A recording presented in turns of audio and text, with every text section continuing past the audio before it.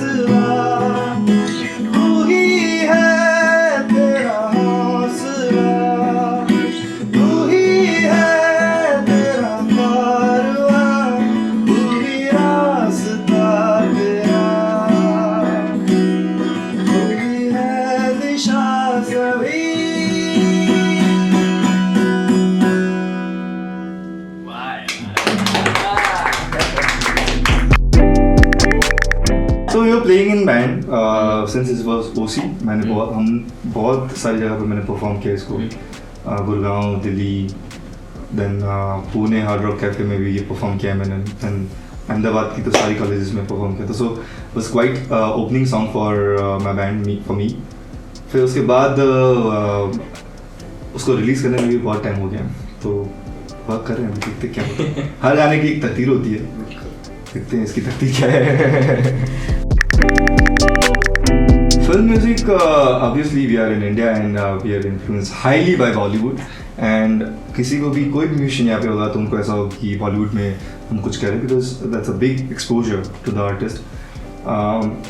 मुझे यहाँ गुजराती म्यूज़िक में समीर रावल करके हैं यहाँ पे music composer.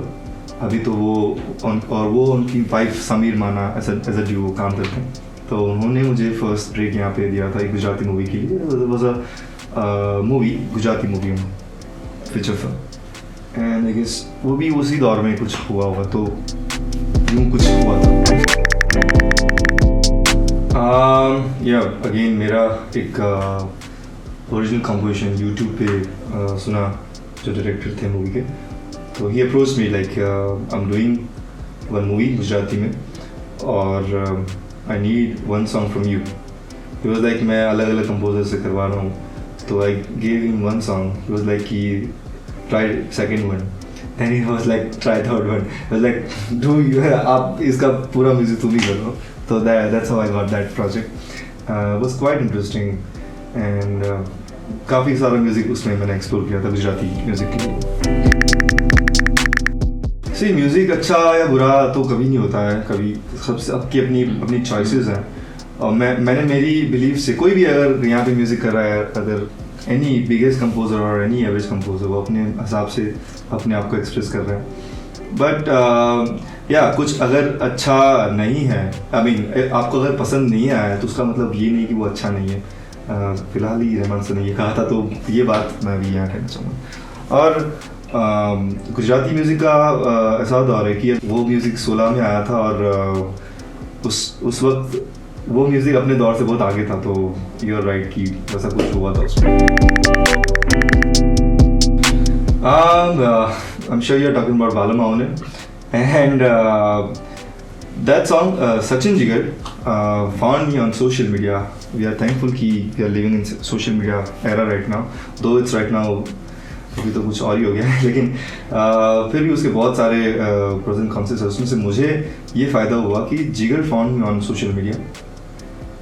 He is added on my Facebook और उन्होंने मेरी आवाज़ में एक फोक गाना सुना था जो मैं आपको भी सुनाऊंगा. It's a very beautiful folk song.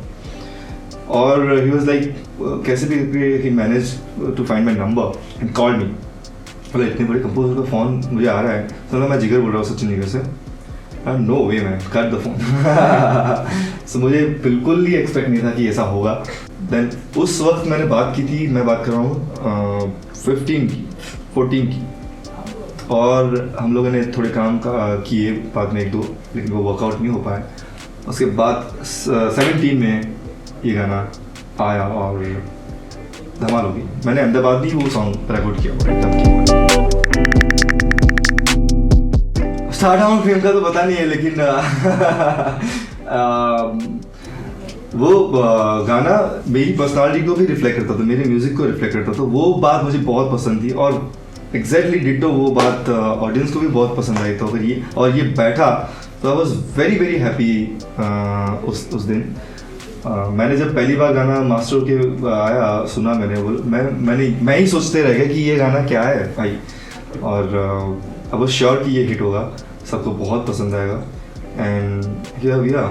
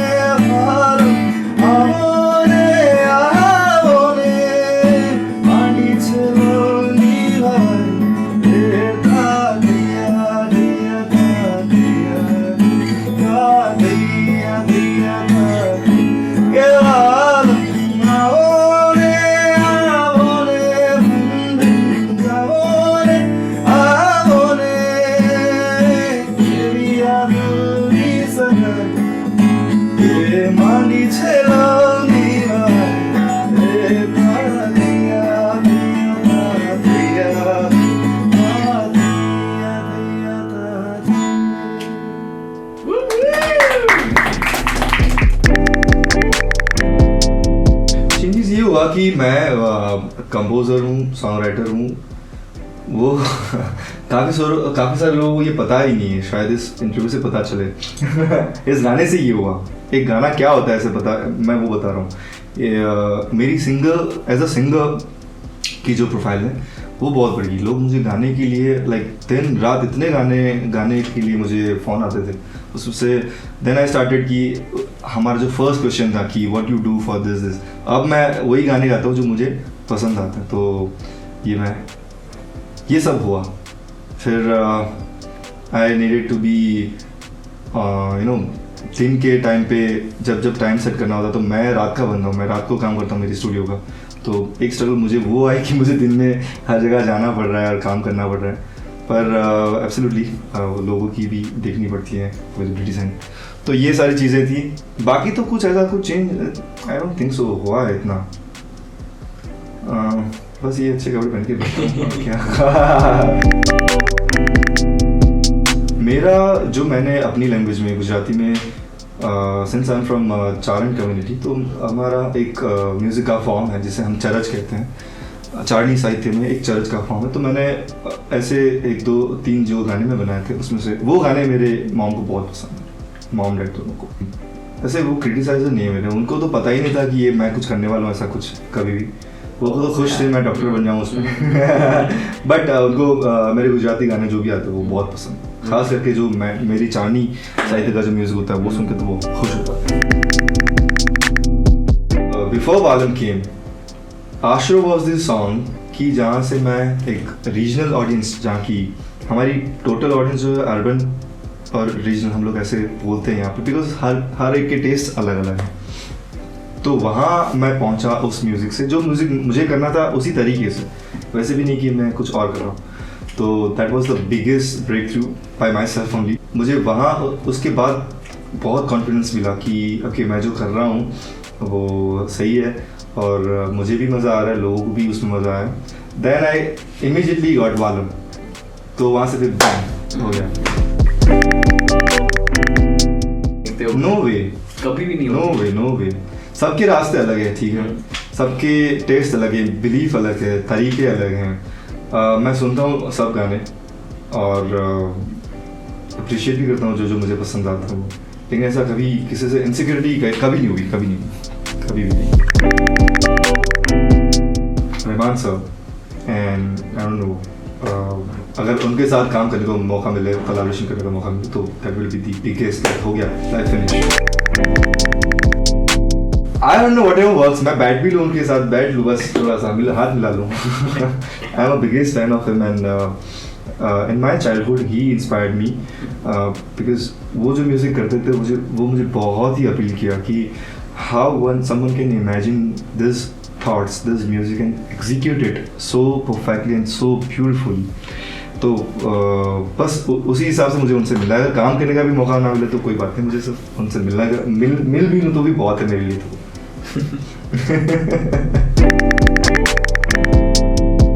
Absolutely अगर मेरे पास रीज़न नहीं है कुछ करने का तो मैं वो कर ही नहीं पाता। तो आई जस्ट फाइंड फर्स्ट की रीज़न क्या है, भाई मैं क्यों गाऊँ ये गाना। आप अगर मुझे म्यूजिक डायरेक्टर एक्सप्लेन भी कर रहे हैं या फिर डायरेक्टर बैठे हैं तो मैं उनसे बात भी करता हूँ और बड़े अच्छे तरीके से अभी सब समझाते हैं, मुझे एक्सप्लेन करते हैं। तो I just perceive that information and I try कि मैं उस इंफॉर्मेशन को ऑनेस्ट रह के फिर म्यूज़िक डायरेक्टर की भी जो रिक्वायरमेंट है कि मुझे इस तरीके से चाहिए आपका वॉइस, इस तरीके से चाहिए, तो मैं एक इंस्ट्रूमेंट बन जाता हूँ उनके लिए and I just follow everything.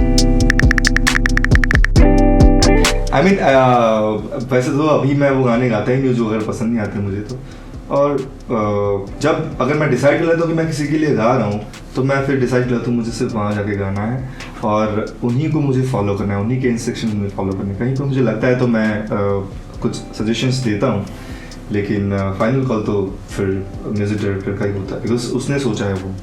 तो फाइनल क्या होगा, he has imagine everything, has worked on everything.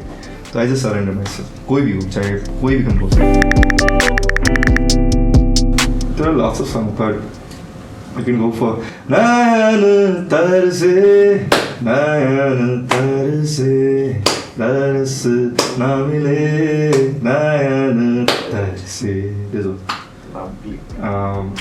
My favourite song. मैंने बहुत बार ये बैंड में बजाया है। सो फर्स्ट ऑफ ऑल मेरे ख्याल से मैंने जब म्यूज़िक शुरू किया था तो एक क्यूरियोसिटी के साथ ही किया था कि मुझे ये एक्सप्लोर करना है, मुझे ये बहुत ही सुकून मिल रहा है इसमें और मुझे बहुत मज़ा आ रहा है। बस यूफोरिक स्टेज फॉर मी जब मैंने शुरू किया था वो। तो मैं उनको यही बताना चाहूँगा कि अगर फेम को देख के, पैसों को देख के लोग आपके साथ फ़ोटो खिंचवा रहे हैं, उसको देख के अगर आप ये करना चाहते हैं तो पहले तो वो भूल ही जाइए, ठीक है। फिर आप कुछ नहीं कर पाओगे। फिर आप ऐसी चीज़ों में पढ़ोगे जो अननेसेसरी हैं, जो कचरा चीज़ हैं, ठीक है। तो आपको फर्स्ट ढूंढना है कि आपको कौन सा म्यूज़िक करना है, कौन सी बिलीफ है आपकी म्यूज़िक को, आपको क्या अपील कर रहा है। जो फर्स्ट थॉट आता है कि यस मुझे ये इसमें बहुत मज़ा आया, ये गा के, ये सुन के, ये जो भी है आपकी प्रोसेस, आपकी अपनी खुद की भी एक टूल आपके डेवलप कर सकते हो। आपकी अगर आप फॉर्मल लर्निंग नहीं की, आप गुरु शिष्य परंपरा से आपने, तो आपकी खुद के भी अगर टूल्स आप डेवलप कर सको कि तो यूट्यूब अभी हैं, आप कुछ भी सीखना चाहते हो, अगर आपको सीखना है तो सीख सकते हो। तो पहले तो एक ग्रेट लर्नर आपको बनना है। आपको यही फोकस करना है कि म्यूज़िक को कैसे मैं परसीव करूँ, रादर मैं कैसे फ़ोटो खिंचवाऊँगा, मैं कैसे, मेरी अखबार में कैसे तस्वीर आएंगी, मैं वीडियो में कैसे लगने वाला हूँ। तो फर्स्ट आपका बेस क्लियर करो और उसी पे फोकस करो, रियाज़ करो, कुछ इंस्ट्रूमेंट्स सीखो ताकि आपको पता चले कि how to react your voice with instruments. ये सारी चीज़ें हैं, बहुत सारी चीज़ें। वैसे तो मैं घंटे 2 घंटे बात कर सकते हो उसके ऊपर।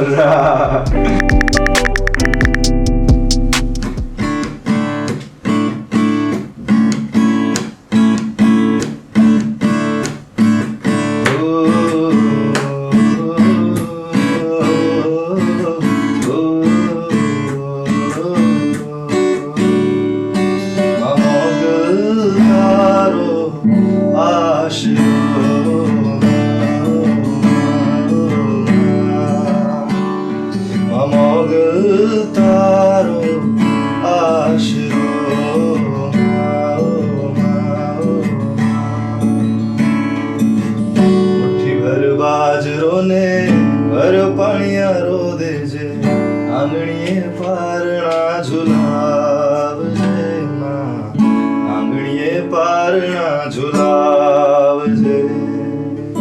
देवाने देवेटले गीती पलाळ जे, नेहड़ा रुड़ा दीपाव जे मां, नेहड़ा रुड़ा दीपाव जे। के तारा चारणों नी चढ़ती राख जे, मां के तारा बालुड़ा नी चढ़ती राख जे, राख जे। आयल जने मीठो का ओ मां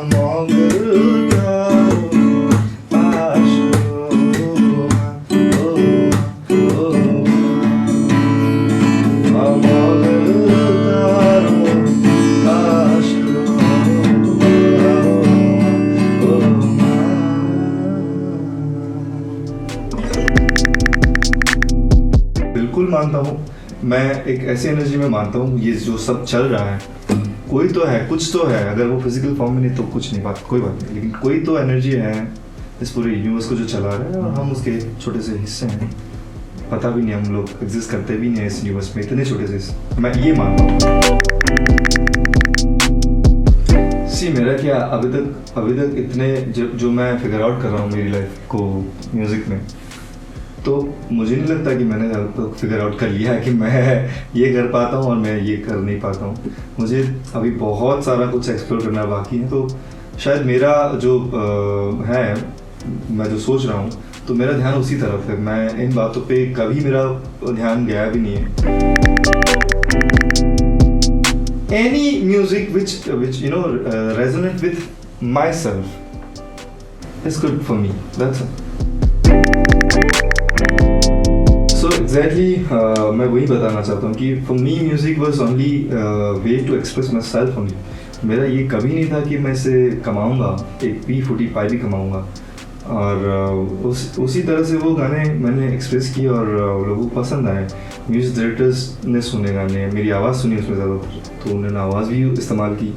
तो वैसे कई सारे गाने, बहुत सारे गाने जो मैंने अभी जाग जा जो अभी इंटरव्यू में गाया, वो भी इसी तरह का गाना था कि I was like it was awakening time for me for music कि okay this is the thing I wanted to do in my life and I didn't know कि मुझे कैसे करना है, ये मैं कैसे करूँगा म्यूज़िक करना। इट्स नॉट ईजी थिंग क्योंकि आपके पास कोई बेस नहीं है, आप कुछ भी पता नहीं आपको, लाइक ए भी बात मालूम नहीं आपको। तो I just do music for you know to express myself. उसमें से एक गाना है तारा वगल गुजराती में, you can go for that. चेहरानो मलक आँखों खारो पट करी बैठो हूँ के आबाड़ हट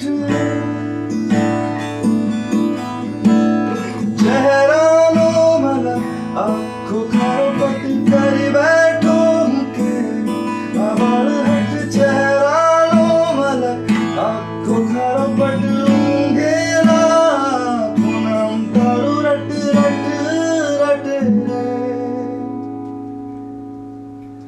तारा वगर सफर जाने रास्ता भूल गया तारा वगर आशा है जाने छानू छानू रोई रही तारा वगर सफर जाने रास्ता भूल गया तारा वगर आज घर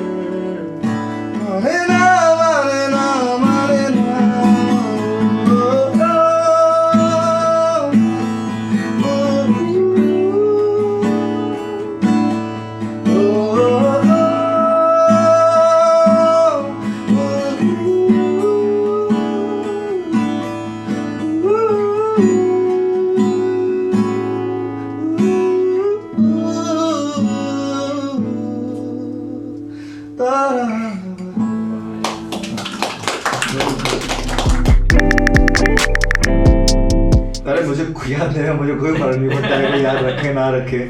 मेरा इतना है कि अगर मैं इतना याद रखूं कि मैं जो मुझे मिला है म्यूज़िक, सबको नहीं मिलता है, सब इतने लकी नहीं होते हैं। एक तो ये बायोलॉजिकल प्रोसेस होती है, पहले तो मैं ये बताता हूँ, ऐसा नहीं होता है कि आपको म्यूज़िक करना है तो वो आपको पकड़ लेगा music. It's a biological thing first. तो I have that gift in me, so I wish मैं उसको एंजॉय करूँ। सो उसका जॉय जो है मैं उसको हर एक सेकेंड उसको फील करूँ और हमेशा म्यूज़िक में रहने की कोशिश करूँ।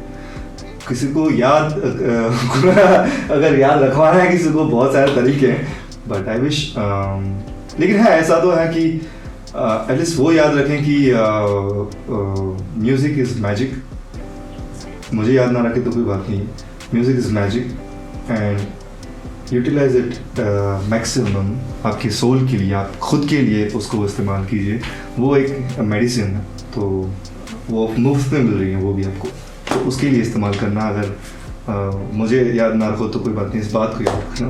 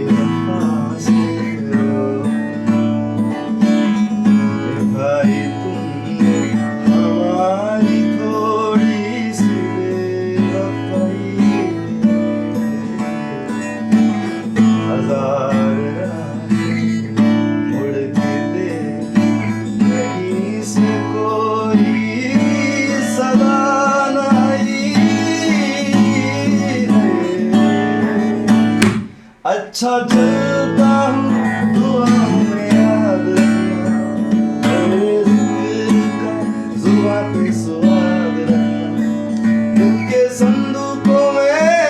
अच्छे काम रखना, टूटी तारों में भी मेरा तू सलाम रखना। अंधेरा तेरा मैंने ले लिया मेरा, उजला सितारा तेरे नाम किया, चन्ना मेरे